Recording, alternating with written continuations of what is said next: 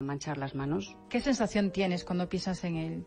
Yo ahora mismo, y creo que en el futuro, no quiero verle, o sea, no quiero tener ninguna clase de relación con él. Me quiere mucho, según él, pero después de todo lo que ha hecho, por lo menos ahora, que lo que yo pienso es que no quiero verle, no quiero tener ninguna clase de relación con él. La gente piensa que un niño no puede tener una mente bien cuando tiene 7 años y con 6 años ha sufrido abusos. Entonces yo creo que deberían tomar más en consideración una declaración de un niño, porque yo llevo años y años diciendo lo mismo y hasta que no tenía 12 años todo lo que yo he dicho no ha servido para nada.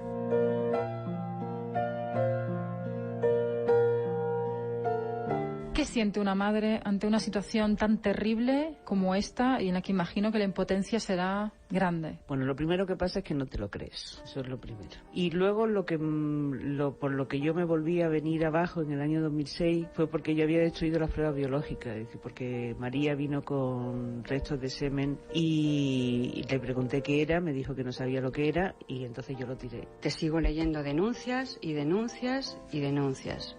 E incluso del colegio de mi hija, donde estaba actualmente, me llaman para decirme que temen porque su padre se lleve a mi hija. Esta denuncia es también de una agresión que tuvimos en la carretera de Valencia, persiguiéndonos, intentándonos echar de la carretera para que nos matáramos. Y bueno, pues la justicia jamás ha considerado que a lo mejor fueran reales, fueran verídicas todas esas denuncias. ¿Dónde se puede pedir ayuda? En tu caso, ¿dónde recibes esa gran ayuda? La experiencia que tengo en la Comunidad de Madrid es que la red de atención a la infancia funciona maravillosamente bien, tanto el Centro de Salud Mental como el colegio, como Asuntos Sociales, como el Servicio de Pediatría Social, como los servicios de urgencia del Hospital del Niño Jesús, como Asuntos Sociales, pero falla absolutamente el sistema judicial, todo él, empezando por Fiscalía de Protección y por el Defensor del Menor. Hay un informe psicológico, el que que el abogado exige, dictamina que se observa un trastorno obsesivo compulsivo con rasgos celotípicos y una tendencia a distorsionar la realidad, que podría degenerar en un trastorno similar al paranoide. Llego a poner 4 medidas de alejamiento hasta que ya me canso, porque todas ellas son saltadas. Puedes valorar o te puedes imaginar las ganas que tenía mi hija de ver a su padre, o sea, era pánico. Yo tengo que llevar a mi hija a un psicólogo, a una psicóloga concretamente, es la que me dice de que mi hija tiene un rechazo absoluto hacia la figura paterna, que me aconseja que me la lleve fuera de aquí, fuera de Madrid. Tú te separas en 1999, cuando Andrea tiene ¿cuántos años? 3 años. 3 añitos. Yo el día que me voy de mi casa con lo puesto, con mi hija, es porque, pues él intenta matarme en la cocina con un cuchillo jamonero, exigiéndome con cuántos hombres me estaba acostando.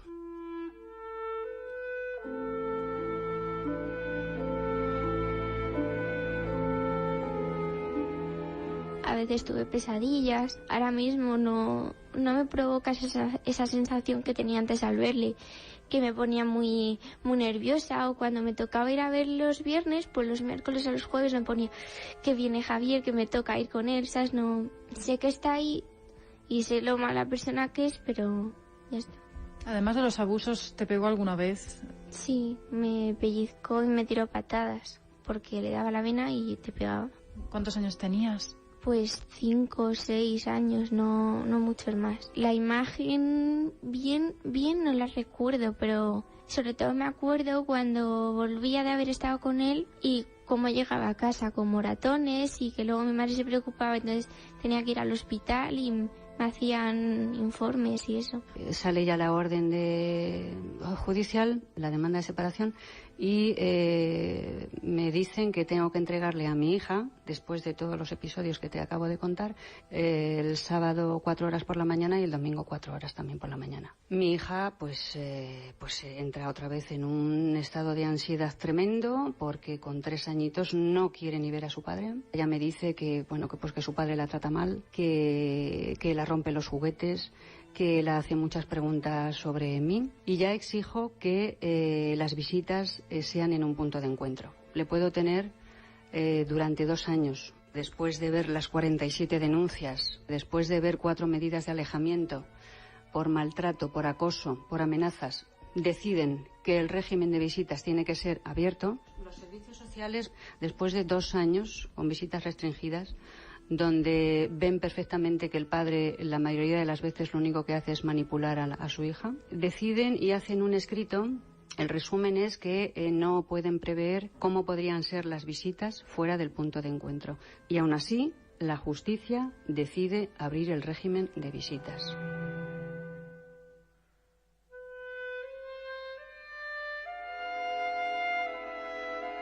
Bueno, la realidad es que a día de hoy María no quiere ir con su padre, tú no le obligas, por supuesto, a ir con su padre, y a cambio de esa decisión tienes que pagar una cantidad de dinero, una multa, por no llevar a María a esos puntos de encuentro a reunirse con su progenitor. Así está la cosa en estos momentos.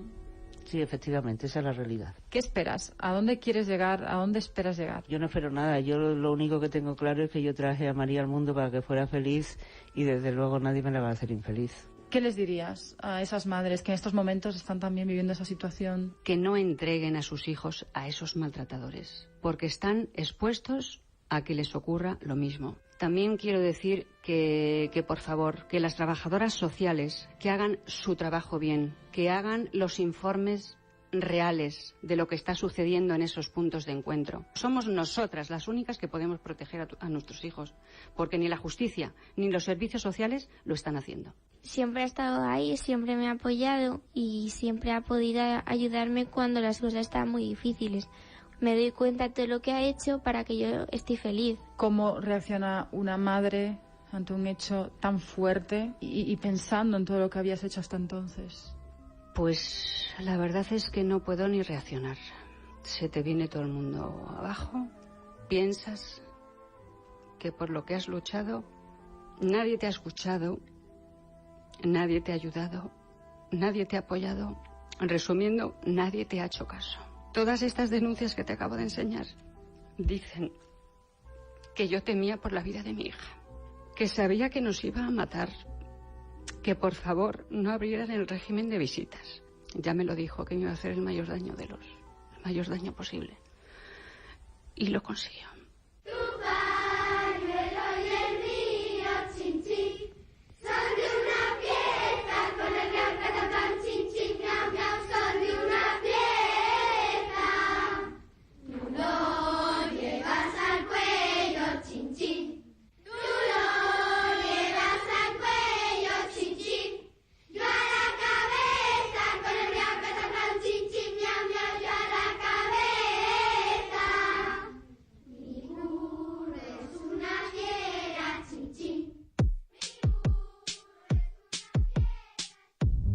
¿Todavía crees que no puedes hacer nada?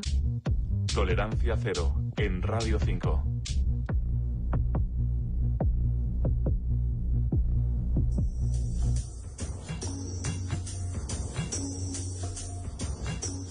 Madre mía, cuántas cosas han pasado hoy.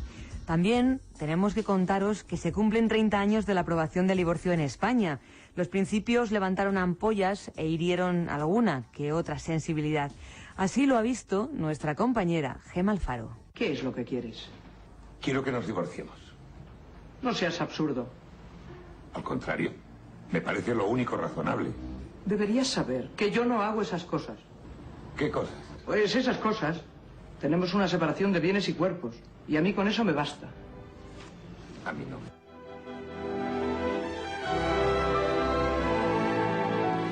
Parece mentira, pero no hace mucho tiempo que hablar de divorcio en España era un tema cuanto menos conflictivo. Hace ahora 30 años que en nuestro país se aprobaba la ley del divorcio, una norma cuya tramitación costó 17 meses de arduo trabajo, tanto a nivel jurídico como social y político. La España de aquellos años todavía tenía muchos tabús que el cine de nuestro país recogía. ¿Cómo te vas a volver a casar estando yo vivo? Bah, eso es de locos. El divorcio es para todos. ¡Mentira! Eso no lo pueden aprobar en las Cortes. Que el divorciado se vuelva a casar, pase. Eso es lo lógico. Pero que se case la mujer. ¡Bah! ¡Que estamos en España, Juana! Este fragmento ahora nos suena muy exagerado, pero lo cierto es que las películas de la época plasmaban un cierto sentir de la ciudadanía. La legalización del divorcio, la figura de la mujer y sobre todo la situación en la que quedaban los hijos era una de las principales preocupaciones. La socióloga Inés Alberdi recuerda cómo durante la tramitación hubo gente muy catastrofista. Yo me acuerdo que ponían en los periódicos que el divorcio iba a traer todo tipo de desgracias, o sea, anunciaban todo tipo de catástrofes, de problemas, se iba a cargar la familia. Pues no, al revés, yo creo que le dio una posibilidad a la familia de solucionar problemas, bueno, pues que estaban ahí, que no por negarlos dejaban de estar. Había otra gente que estaba, por así decirlo, esperando que se aprobara la ley para solucionar su situación, gente que ya estaba separada, pero que no podía emprender una nueva relación o legalizar su situación.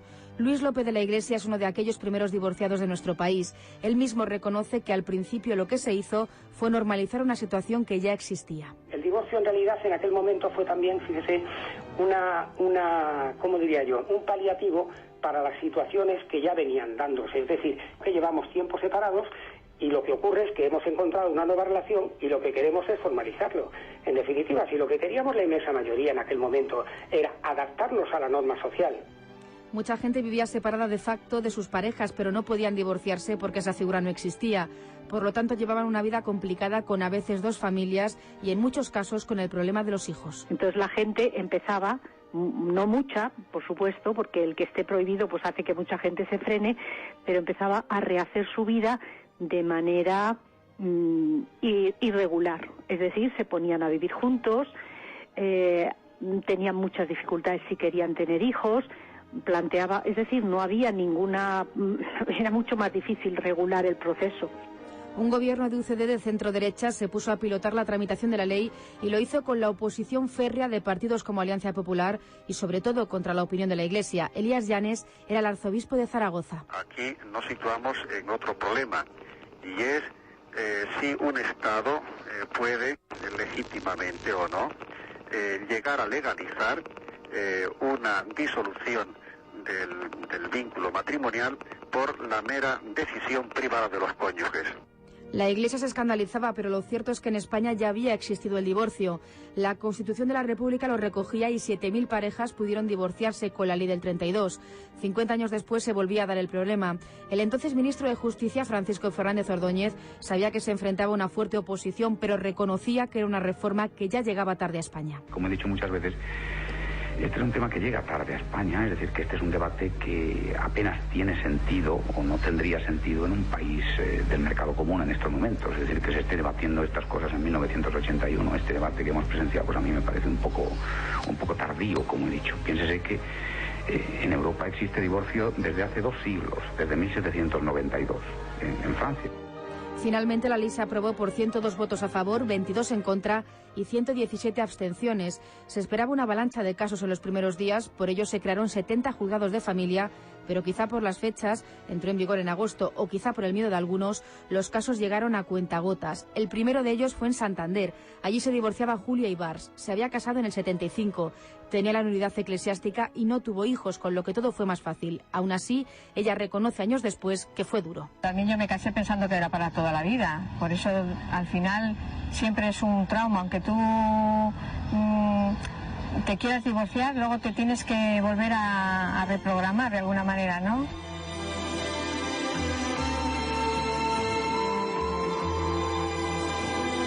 En Madrid se divorciaba Luis López de la Iglesia de su mujer y se unía a su vez a otra divorciada.